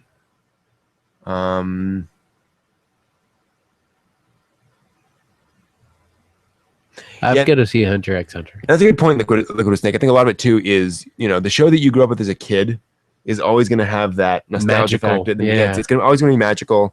And you come back to it 20 years later and you're like, what is this? I watched this. Yeah. Oh, I didn't realize how bad it was because my imagination picked up all the gaps. Yeah. I had the problem with Voltron. I loved Voltron growing up, and I go back to it and I'm like, it's still an impressive show, but it's nostalgia goggles. Exactly. The Power Ranger formula for Sailor Moon. There we are.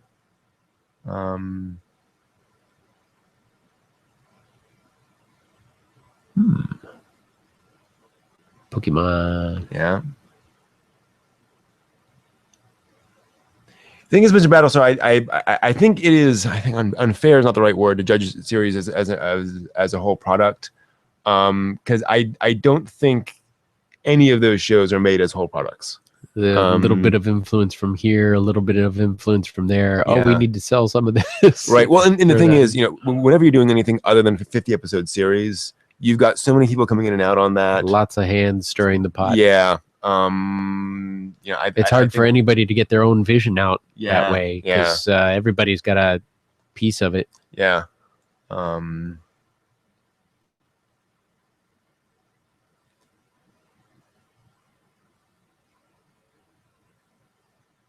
Wow, this is pretty cool. We got a bunch of discussions going on here.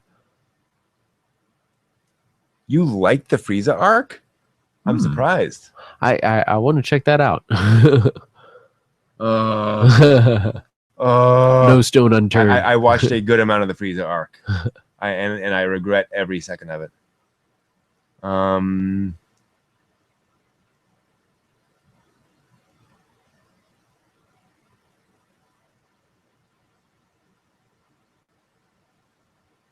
But yeah, the animation budget on Dragon Ball Super is not high, surpringly. I completely agree with you. It is not. Yeah, you were mentioning that earlier. It's really strange. Now, granted, errors in anime, I mean, it happens a lot. Angel Beats famously has beautiful animation, but there are a lot of animation errors on broadcast that they fixed for the DVD. It's funny when I first watch through an anime, I usually don't pick up on anything that's a normal error. But on reviewing it a second time, sometimes I'll start to see things and I'll say, wait, continuity error. Hey, that character was dead, but they're in the background on this next scene here. How's this happen? That's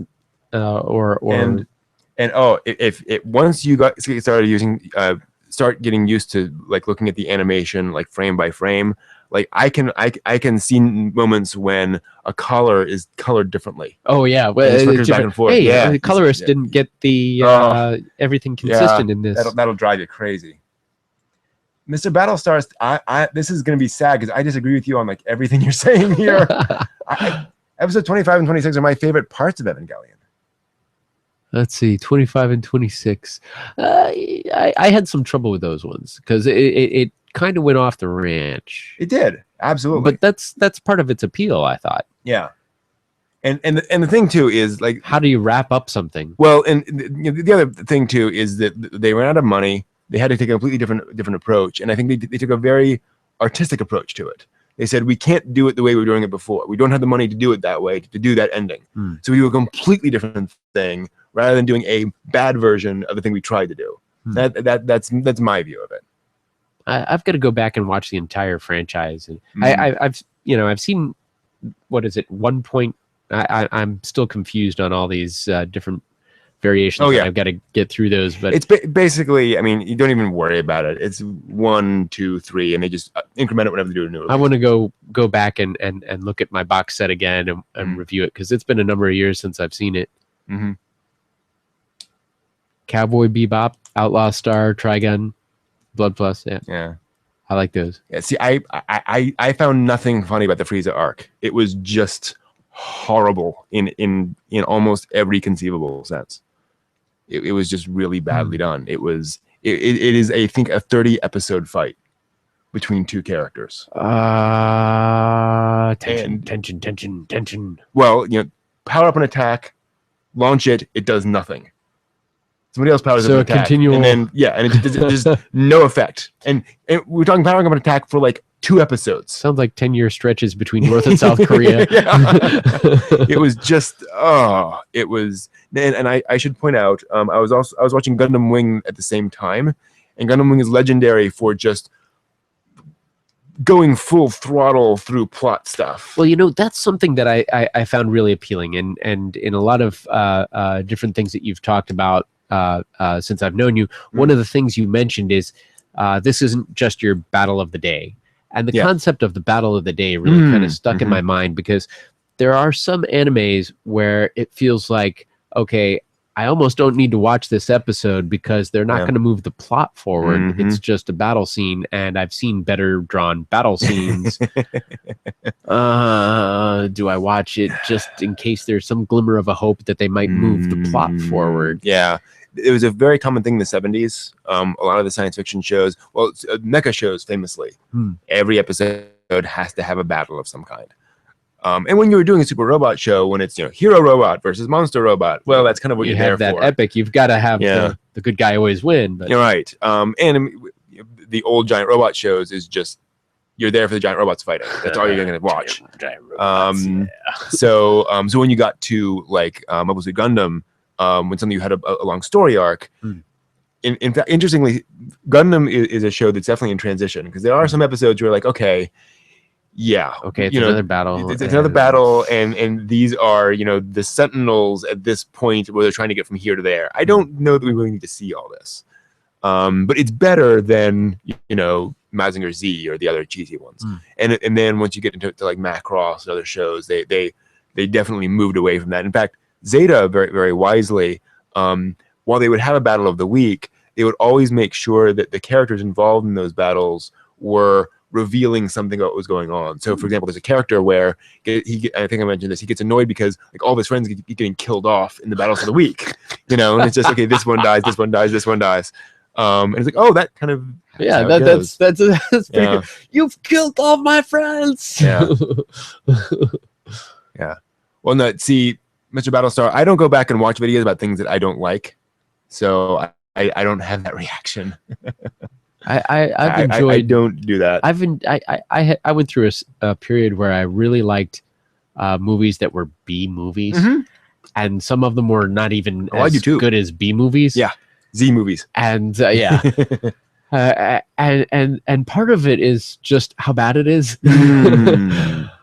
So I can see that appeal. Well, see, that's interesting because I have a different perspective on that. Because I love those Z movies too, and I love watching those. But I like seeing what's in them, seeing what they did, how they did it. What are they trying to do here? Right, and then you realize they're trying to do a high budget movie on $10, and this is this was all they could do. This is the best they could do. So I have better shoestrings in my budget. Right, exactly. So yeah, I appreciate them for them trying to do cool stuff. But we should probably do the news. Oh, is it time for the news? Time for the news. Time for the news. Around the universe, in your galaxy, in the spiral arm that you may be hanging out on, there is a solar system. There is a planet. There is a continent. And there is a backyard. Stand by for Horizons. Yes. The news show with Brent and Evan. When news breaks, we fix it. So, that's nice. Whoa. Actually, let me pause for a second. Are those birds going to make a mess on his suit? I don't think he has to worry about that. Let me just pull up one second, guys. I forgot to pull up the images for this episode, so I just need about my day to clean the Gundam. Yeah. I'm sure it has some kind of self-cleaning tool. So apologies, guys. I need just 5 seconds to pull up these pages. Who left chewing gum in the seat of the Gundam? It gummed up my Gundam. Considering that Gundam was built several thousand years from now. Well, being a time traveler, as you guys know, is kind of tricky sometimes. It's not so much the where, but the when. Yeah. And that's not even time travel. Yeah. Or is it the when where the where was? Okay. But keeping it all sorted out. Don't even talk to me about parallel universes. I mean, I just take it as it comes. Exactly. All right. There we go. So Studio 4C has announced that several of its anime films will be placed on Netflix soon. Netflix, all right. Yes. So its family film Princess Arete, or Arit, its experimental adult film Mind Game, and its anthology films Genius Party and Genius Party Beyond will all appear on Netflix on September 2nd. And they're thinking of launching Tweeny Witches on Netflix later in September as well. Now, they have not revealed the status of subtitles or dubs. We don't know. The films will be available on Netflix worldwide except in Brazil, China, Hong Kong, Taiwan, Singapore, and Arabic-speaking countries, presumably because they're already licensed there or they're pending licensing or something along those lines. Now, none of these films have ever been released in the U.S. on home video or streaming. Wow. Pretty cool. But they were all screened over here, subtitled at conventions and such. Tweeny Witches was released by Media Blasters a while back. That's a 40-episode series of 9-minute episodes. Oh, wow. Yes, that's pretty cool. A bunch of bite-sized pieces. Right. Pretty easy. Well, let's see. Dragon Ball Z Resurrection F film has finished its North American theatrical run. It grossed $8 million during its release of only 2 weeks, which makes it the 9th highest grossing anime film ever released in U.S. theaters. Wow. Yeah, it even beat out two Hayao Miyazaki movies. Wow. Howl's Moving Castle and The Wind Rises, which only made about $5 million each. Okay. Yeah, not bad, not bad. Not at all. In fact, it was so successful that it was supposed to only run for 9 days, but the release extended through Monday of this week. In comparison, earlier Dragon Ball Z films, Battle of the Gods, made only $2.5 million in U.S. theaters. Wow, that's pretty cool. Yeah. Good for them. Let's see here. So, speaking of Dragon Ball Z, actually, last Saturday, Dragon Ball Z Kai was the most popular U.S. cable show for adults aged 18 to 49. You don't say. Yeah, it earned a 1.0 rating, which is pretty good for cable. Kai is a remastered and recut version of the original Dragon Ball Z series. Oh, there we go. Dragon Ball right there. Whoops. I've lost my ball. So it's a remastered version of the original Dragon Ball Z, but it was not the only popular anime on Saturday. The debut of Akegami ga Kill was the second most popular show of that demographic. Nice. With a 0.9 rating. In comparison, the same day showing of Michiko and Hachin was the number 7th show with a 0.7. Of course, it's all part of the Toonami block. So, yeah, it's really doing well. I watch those. Hey, exactly. Let's see. There. So, we know when the Attack on Titan live action films will be released in American theaters. Cool. The first film will premiere on September 30th, and the second will be on October 20th. Great. Funimation will start selling tickets online later this month. It already hosted a premiere in Hollywood back in July. Right. We talked about that. Yeah. And this will be for a wider North American release in both the US and Canada. Cool. As a reminder, the live action films include new characters, so it's not a straight remake of the anime. Cool. That's pretty exciting. Yeah. So let's see here. So remember that Kickstarter to print new copies of Barefoot Gen? Yeah. That manga How's that going? is nearly half funded. Wow. Yeah, 23 days still to go. Now, Barefoot Gen, for those who aren't familiar, is the story of a young boy who lives with the atomic bombing of Hiroshima. The Kickstarter will fund new hardcover copies of the Frederick L. Schodt translation. You can order copies for yourself and copies for schools, or order copies for yourself and then read them and donate them, or order copies just for schools. $25 for one copy, $45 for two copies, and $75 gets you 3 copies. Nice. Yeah, it's hoping that that goes somewhere. Well, sadly, the Otaku Guide to Tokyo Kickstarter is still stuck at $1 pledged out of its $1,000 goal. Yep. And it ends today. The project was funded. Was to fund a series of videos about cool otaku-oriented locations and places to visit in Japan, like the Pokemon Mega Center and the Naruto and Dragon Ball Z theme parks. So, not looking good. Too bad. Yeah, definitely a shame. All right, let's talk about anime releases this week. So the Future Diary Complete Collection came out this week. It's on Blu-ray. It contains all 26 episodes of the series. Also audio commentary on 5 of those episodes, and some special extra omake animation on episodes 5 and 10. That'll retail for about $45, which is not too bad. About $2 an episode. That sounds pretty good. And I love all those special features. Those are always great. Pretty cool. Oh, this was a fun one. Yeah. Hayate, the combat butler. Nice. Hayate. Season 1 collection DVD. It's sub only. Episodes 1 through 52. Wow. That's a lot of episodes. Sure is. For $50. That's less than $1 an episode.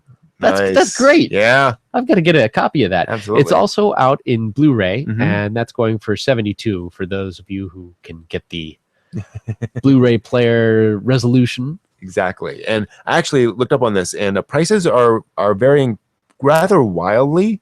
So I saw it, I think it's as low as $65 some places and $75 others.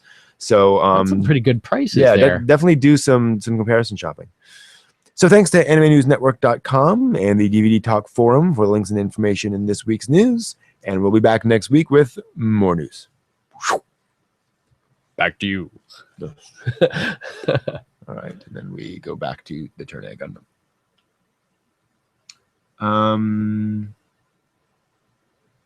Toonami.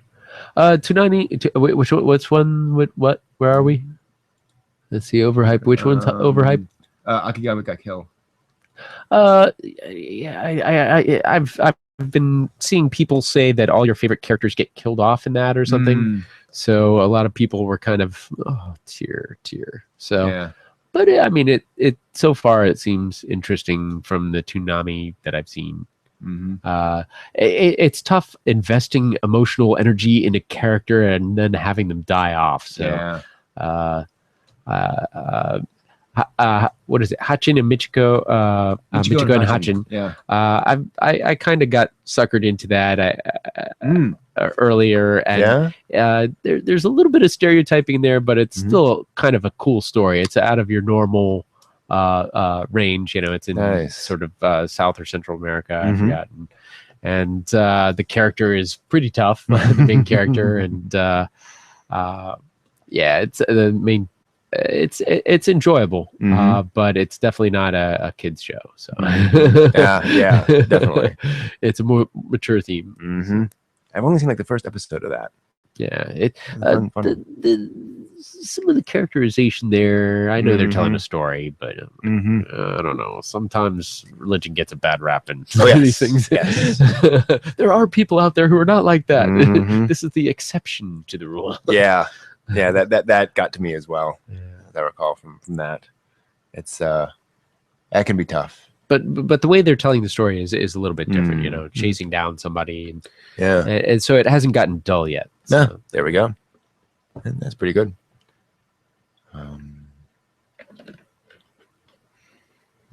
Boob jokes. Got to get used to boob jokes. Kind of an anime thing. Gotta see what's on the Twitter feed. Yeah. Yeah. I do wonder if and when that's going to sort of calm down in anime. There was a time when there wasn't as much of that.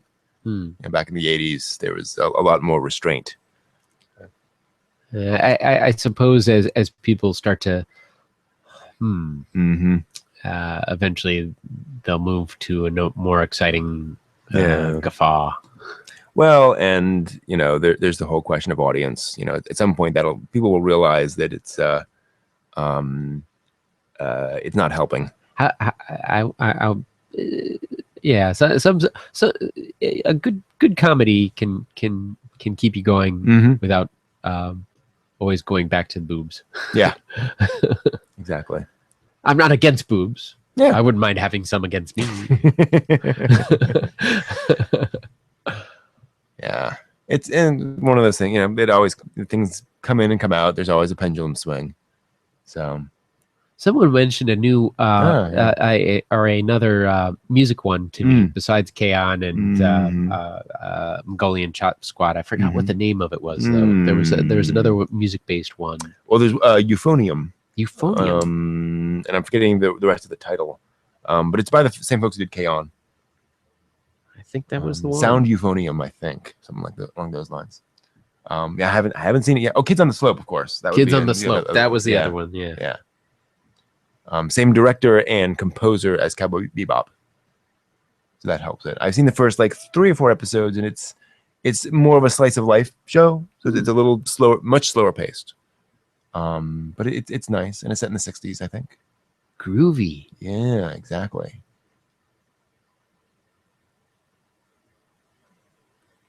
But and it actually gets to an interesting point. Music is hard to do in anime because A, you need to pay for music that's along the lines of the show, and then B, you got to animate people doing the music. If you actually want to show it happening, you got to sync to it. And anime is typically not made on the kind of schedule, and it can't make the kind of money to be able to do that kind of stuff. TBK Euphonium. Thank you. That is the name. Thank you, Mr. Battlestar. But yeah, hey Kaiser, good to see you back. So now here's something that I'm kind of curious about. We have just completed 2 series in the same episode of our show here.